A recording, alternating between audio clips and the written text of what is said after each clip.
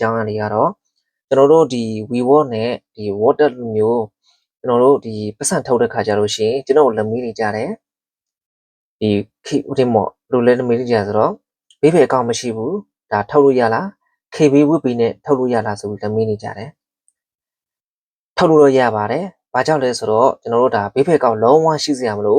Gmail အကောင့်ရှိဖို့ပဲလိုရနော်ဒါ Gmail အကောင့်အသေးဆက်ဆက်ရှိဖို့ပဲလိုလဲဒီ WeWork ကဒီကျွန်တော်တို့ပတ်စံထုတ်တဲ့ခါကျလို့ရှိရင်ဒီအခက်ခဲမဖြစ်လေအောင်ဘယ်လိုမျိုးထုတ်ရမလဲဆိုတာကိုကျွန်တော်ပြန်ပြီးတော့ညှဝေပေးမှာဖြစ်ပါတယ် Water ကတော့ကျွန်တော်တို့ဒါဘေးအကောက်ကဖွင့်ထားပြီးမဲ့ကျွန်တော်တို့ဒါ Gmail အသစ်ဆက်အကောင့်တစ်ကောင့်နဲ့ join လိုက်ပြီဆိုလို့ရှိရင်အချိန်မီအဆင်ပြေပါတယ် WeWork ကတော့ဘာကြောင့်လဲဆိုတော့သူ့ရဲ့အကောင့်ဖွင့်တဲ့ email နဲ့ကျွန်တော်တို့ဒါလက်ရှိဒီကျွန်တော်တို့ပတ်စံထုတ်မဲ့ email နဲ့ကိုတူနေမှကိုသူကထုတ်ပြီးမှဖြစ်ပါတယ်တကယ်တော့အဲ့ဒါဖြစ်ဘူးလဲလို့တော့သိမှာပေါ့တချို့လို့ဆိုရင်မဖြစ်ဘူးအဆင်ပြေသွားတယ်တချို့လူကြတော့အဆင်မပြေဘူးအမျိုးကြီးပေါ့တယောက်နဲ့တယောက်ကမတူကြဘူးဒါကြောင့်မို့လို့ကျွန်တော်ဒီ WeWork ကြတော့သူက30ကနေဒေါ်လာတန်ဒေါ်လာပေါ့နော်ဒေါ်လာကနေပြီးတော့စားထုတ်လို့ရတယ်ဒီ Water ကြတော့9ဒေါ်လာကနေပြီးတော့ကျွန်တော်ဒါစားထုတ်ရတာဖြစ်ပါတယ်Water ကတော့9ဒေါ်လာကနေစားထုတ်ရပြီးတော့ WeWork ကတော့ဒီ10ဒေါ်လာကနေပြီးတော့စားထုတ်ရတဲ့ဒီလမ်းရှောင်းရင်းနဲ့ပတ်စံရတဲ့အလီပဲဖြစ်ပါတယ်ဒါကြောင့်မို့လို့ကျွန်တော်တို့ဒါဒီ WeWork ဖြစ် Water ပဲဖြစ်ပေါ့ဒါကအခုဒီနေ့ပဲကျွန်တော်ဒါအကောင့်တစ်ဖွင့်ရတဲ့ဟာလေးပဲအကောင့်တစ်ဖွင့်ရတာကိုကျွန်တော်ဒါ try ကြည့်တဲ့ခါကျတော့သူများတွေကပြောတယ်33ထက်မပိုဘူးလေကျွန်တော် try ကြည့်လိုက်တာအခု69 plus ရနော်ဒါကျွန်တော် try ရတာ69 plus ရတဲ့အရာပဲအဲ့ဒါကိုအဓိကတော့ကျွန်တော်ပြောချင်တာကတော့ကျွန်တော်တို့ကဒီအဓိကတော့ကျွန်တော်က WeWork ကနေကျွန်တော်ထောက်မယ်ဆိုကြပါစို့ WeWork ထောက်တဲ့အရာကိုကျွန်တော်တို့ဒါ KB WP နဲ့ကိုဘယ်လိုပြန်ပြီးတော့ပြောင်းလဲကြမလဲ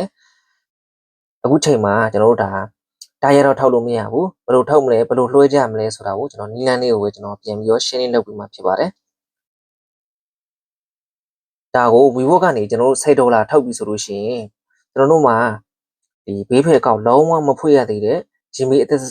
စီလို့ရှိရင်ရပါပြီနော်ဘေးဖေအကောင့်လုံးဝမရှိတဲ့ Gmail အသစ်ဆက်ဖွင့်ထားတဲ့ဟာဆိုလို့ရှိရင်ရပါပြီနောက်တစ်ခုကတော့ဒီကျွန်တော်တို့မှာအဓိကအရေးကြီးတဲ့အချက်ကနောက်တော့မှာကျွန်တော်အမြန်ပဲပြောပြရမယ်ဗီဒီယိုရှိသွားမှကြောက်လို့ပထမကျွန်တော်တို့ဒါငွေထုတ်ဝယ်ဖြစ်တဲ့အတွက်ကိုကျွန်တော်တို့ငွေမထုတ်ခင်မှာကျွန်တော်တို့သေချာကြည့်ရမှာကအဓိကရောဒီမှာ profile setting တွေကိုကျွန်တော်တို့သွားမယ်သွားပြီဆိုလို့ရှိရင်ကျွန်တော်ဒီနေရာအရင်စစ်မယ်စစ်ပြီဆိုရင်ကျွန်တော်တို့ရမှာဒီပေါ်က setting လေးကိုထပ်သွားမယ်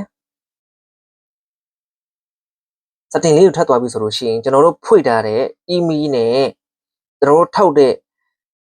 ဒီနေရာမှာပေါ့ကျွန်တော်တို့ထောက်တဲ့ email နဲ့ကျွန်တော်တို့ရဲ့ account email ပေါ့ကျွန်တော်တို့ account email ကတကယ်လို့ဖုန်းထဲမှာမရှိတော့ဘူးဆိုလို့ရှိရင်နောက်တစ်ခုက new email ကိုချိန်လိုက်ပါသူချိန်တဲ့ email နဲ့ထောက်တဲ့ email နဲ့ကတူနေမှသူကငွေလွှဲပြီးမှဖြစ်ပါတယ်မတူနေဘူးဆိုလို့ရှိရင်ဒီ account ကိုငွေမရောက်တာမျိုးတွေပြဿနာဖြစ်တာမျိုးတွေဖြစ်တတ်ပါတယ်ဒါကြောင့်မို့လို့ဒီနေရာမှာကျွန်တော်အရင်စစ်ရမယ်ဒီနေရာမှာကျွန်တော်တို့အခုအပြင်ကရိုက်ထည့်တဲ့ email နဲ့တူနေမှရမှာဒါငွေထောက်တဲ့ခါကျတော့လွှဲပါတယ်နော်ငွေထောက်တဲ့ခါကျလို့ရှိရင်ကျွန်တော်တို့ဘယ်လိုထောက်မလဲဆိုလို့ရှိရင်ကျွန်တော်တို့နေရာလေးကိုနှိုက်မယ်နှိုက်ပြီဆိုလို့ရှိရင်ကျွန်တော်တို့ဒါ10ဒေါ်လာပြည့်ပြီဆိုကြပါစို့ဒီနေရာမှာဒေါ်လာ10ဒေါ်လာပြည့်ပြီ1000ပြည့်ပြီဆိုရင်ဒီview 1000ဆိုလို့ရှိရင်10ဒေါ်လာထောက်ရပြီဒါဆိုရင်ဒီနေရာလေးကိုတစ်ချက်နှိုက်မယ်နှိုက်ပြီဆိုလို့ရှိရင်ဒီမှာကကျွန်တော်တို့ကငွေထုတ်လို့နေရာဆိုလို့ရှိရင်ဒီနေရာလေးကိုကျွန်တော်တို့တစ်ချက်သွားမှာဒါနှိုက်မှာပေါ့နော်ဒါဝါနေပြီဆိုဒီနေရာနှိုက်ရပြီနှိုက်ရပြီဆိုရင်ဒီမှာသူရေးရပြီးသားပဲနှိုက်ပြီဆိုရင်ဒီနေရာဖြစ်ဆိုရင် enter နေရာမှာ O နဲ့ K ကိုအကြီးရေးမယ်နောက်ပြီးတော့ဘေးဖက်လားသူကဘေးဖက်အကောင့်နဲ့သူကငွေလွှဲအတွက်ကိုဘေးဖက်အကောင့်ယူမှာသူ့ရဲ့နိုင်ငံမှာတုံးတဲ့ဒါကတော့ဘယ်လိုအကောင့်မျိုးတော့ကျွန်တော်တော့မသိဘူးဒါပေမဲ့ဘေးဖက်အကောင့်ပဲကျွန်တော်တို့ကလက်ရှိသုံးမြန်ကြရတယ်တကယ်နေ့မှာဘေးဖက်အကောင့်မရှိဘူးဆိုလို့ရှိရင်ကျွန်တော်တို့လက်ရှိဘေးဖက်အကောင့်မှာပွေရသေးတယ်တက်ဆက်ဒီ Gmail တစ်ခုလိုမယ်အဲ့ထဲမှာထည့်လိုက်ရမယ်အဲ့ Gmail နဲ့အခုလောဆယ် WeWork ဖွင့်ရတဲ့ Gmail နဲ့တူနေတစ်ထပ်တယ်ဆိုလို့ရှိရင်အဆင်ပြေတယ်အကနေလွှဲလိုက်ပြီဆိုလို့ရှိရင်ကျွန်တော်တို့မှာ confirm ဖြစ်ဖို့အတွက်ကိုကျွန်တော်တို့ရဲ့ email ထဲကိုသူကလိပ်စာတစ်စောင်ကြာခဲ့တယ်လိပ်စာတစ်စောင်ကြာခဲ့ပြီဆိုလို့ရှိရင်အဲ့မှာငွေရရှိဆောင်ကိုသူကကြာခဲ့မှာဖြစ်ပါတယ်ကြာပြီဆိုရင်အဲ့လိုလိပ်စာတွေကိုကျွန်တော်တို့ဘယ်လိုမျိုးလဲဆိုတော့ကျွန်တော်ပြရမယ်နော်ဒီလိုမျိုးတွေပေါ့30ဆုံး30ဒေါ်လာပေါ့အဲ့လိုမျိုးတွေဝင်ပြီးတော့ကြာပြီဆိုရင်ဒီဂျာလေးကိုကျွန်တော်တို့ copy ယူနှိုက်မယ်နှိုက်ပြီးတော့ လေးကိုကြာတဲ့ဖိနှိပ်မယ်ဖိနှိပ်ပြီးတော့ copy နှိပ်မယ် copy မနှိပ်ခြင်းဆိုလို့ရှိရင်လည်း browser နေရာကိုသွားမယ်ဒီ browser နေရာကိုသွားပြီးတော့ကျွန်တော်တို့ဒါအဲ့လိုသွားလေးရတယ်ဒါပေမဲ့အဓိကတော့ကျွန်တော်တို့ရဲ့ email တွေကိုဝင်လာတာဖြစ်တဲ့အတွက်ကိုကျွန်တော်တို့ဒါကိုကြာဖိနှိပ်မယ်ဒါကို copy ယူမယ် copy ယူပြီးတော့တစ်ဖက်တူကိုကျွန်တော်တို့ဒါဟို messenger ကပဲဖြစ်ပေါ့ကိုဝယ်တဲ့လူကဒီ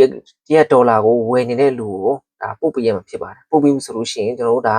$5ဆို$5အပြည့်ရမယ်$10ဆို$10အပြည့်ရမှာဖြစ်တဲ့အတွက်ကိုဟိုတစ်ဖက်တူက KB ယူမလားဝယ်မန်နီယူမလားဆိုပြီးမေးလာပါမယ်အခုကဝယ်နေတဲ့ဒီ service တွေရှိပါတယ်အဲ့ကနေပြီးတော့ပြန်ရောင်းလို့ရပါတယ်เนาะဒီကနေဆိုလို့ရှိရင်ဒါရိုက်ထုတ်လို့ရတာမျိုးတော့မရှိသေးပါဘူးဒါရိုက်ထုတ်တဲ့ app လေးတော့ရှိတယ်ဒါပေမဲ့ဖုန်းမေးထုတ်တဲ့ app လေးတော့ရှိတယ်အဲ့ဒါနောက်နေ့ကျရင်တော့ share လေးလုပ်ပေးမှာဖြစ်ပါတယ်အားလုံးပဲအဆင်ပြေကြပါစေ